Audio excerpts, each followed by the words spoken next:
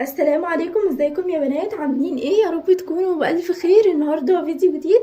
فيديو النهارده مكمله معاكم سلسله جهاز العروسه.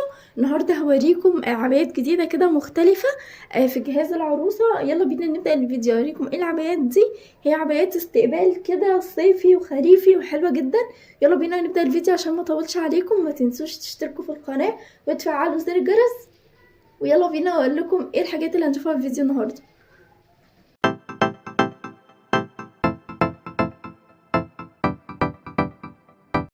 طيب اول حاجه يا بنات هي العبايه دي. يا بنات ده كده شكلها اهو. هي عبايه كده استقبال. دي الالوان بتاعتها وده التطريز بتاعها. افتحها كده معاكم. يا بنات هو ده كده شكل العبايه اللي انا مختاراها، بس اللون اللي انا مختاراه مختلف، لكن هو ده شكلها. حلوه جدا في اللبس، شكلها مختلف جدا. اوريها لكم كده. بسم الله.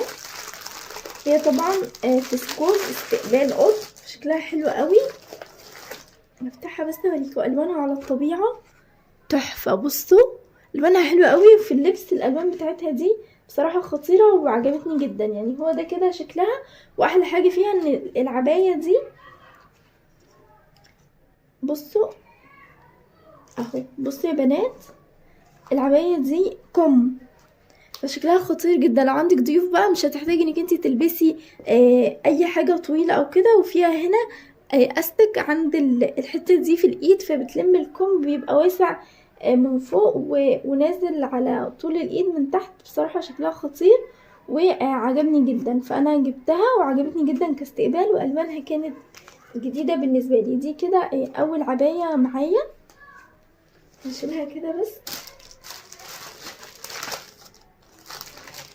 بسم الله.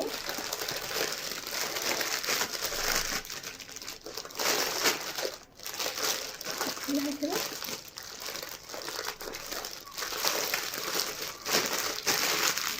هي بنات ده كده شكلها. تعالوا بقى اوريكم اللي بعد كده. بسم الله. كمان جبت يا بنات العباية دي. بصوا هي شكلها قوي شوية، يعني الوانها كتير وكده. هو ده كده شكلها. هحاول افردها لكم. مش عارفة اعرف افردها لكم ولا لا.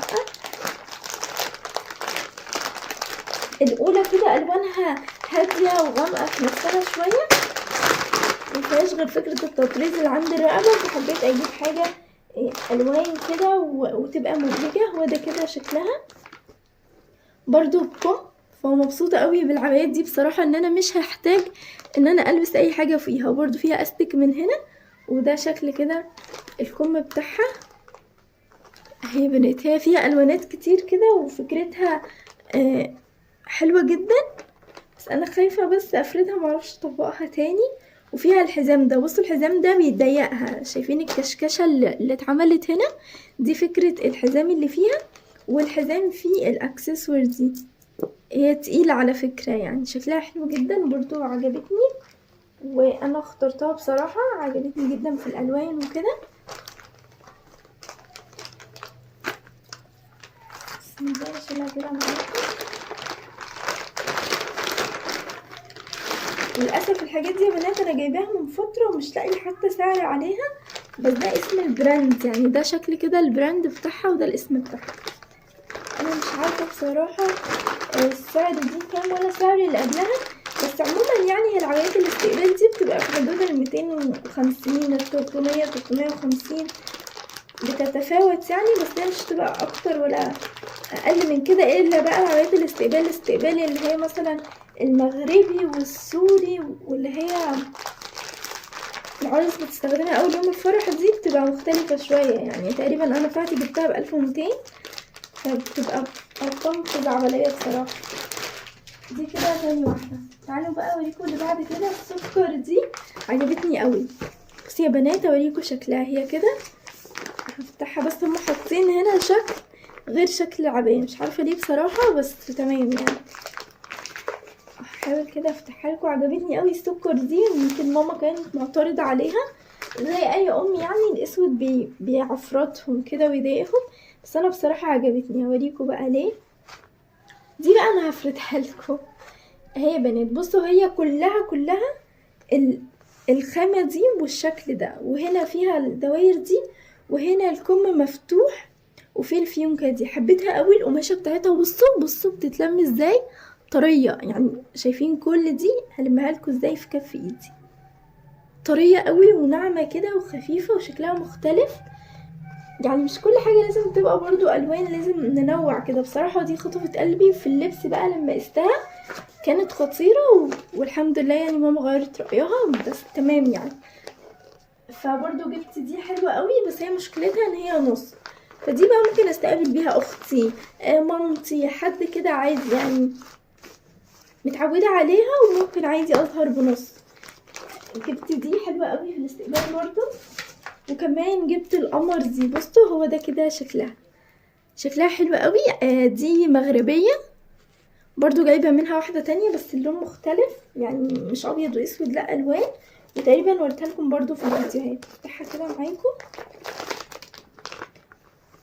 واوريها لكم. بسم الله.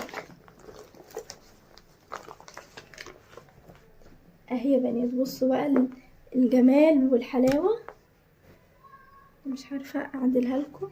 بسم الله. بصي يا بنات هي كده، يا لهوي الخامة طرية وناعمة قوي ومش بتحرر. هو ده كده شكلها، وهي بكم اهو. بصوا اخر الكم فيه الجبير ده، تحفة جدا في اللبس. وفيها الفتحة دي زي ما انتوا شايفين كده، والشراشيب القمر دي شكلها حلو قوي. ومن ورا فيها اللي هو الزعبوط ده شكله كده. وفي برضو دي حلوة قوي في اللبس والله يا بنات، خطيرة. طبعا الصابون في كل حتة، خطيرة قوي يا بنات بصراحة في اللبس، وتحفة جدا يعني. تخيلوها كده، هو ده كده شكلها اهو في اللبس وكده. وده الزعبوط بتاعها بصراحة في اللبس خطيرة وعجبتني جدا. وانا فاكرة دي سعرها كان 350، بس بصراحة كانت تستاهل يعني، وجميلة قوي وخطيرة. بس كده يا بنات، دي كده فكرة الفيديو ده النهاردة. هي حاجات سريعة، انا كنت وريتكم عملية استقبال قبل كده، بس يعني كل فترة بحاول الاقي كده حاجات تانية واجمعها مع بعض واصورها لكم في فيديو واحد، عشان بس ما تتلخبطوش او ما تحسوش ان كنتم مشتتين. لا انا بطلع كده حاجات وافرزها، فبكتشف ان لسه في حاجات تانية فبجمعهم مع بعض واصورها لكم. وصدقوني الموضوع متعب جدا وبحتاج مجهود. فلو الفيديو عجبكم شجعوني، علشان بجد الموضوع متعب يعني. عروسة وبتجهزي وبتفرزي وفي نفس الوقت لازم تصوري عشان تدي افكار واوريكم الحاجات. فبجد وبرجع الحاجة تاني مكانها. الموضوع متعب جدا مش زي ما انتوا تتخيلوا خالص، بس برضو عادي ولا يهمكم. كده الفيديو خلص. يا رب يكون الفيديو عجبكم، يا رب اكون اديتكم افكار جديدة، واشوفكم ان شاء الله في فيديو جديد. هتوحشوني جدا، وباي باي.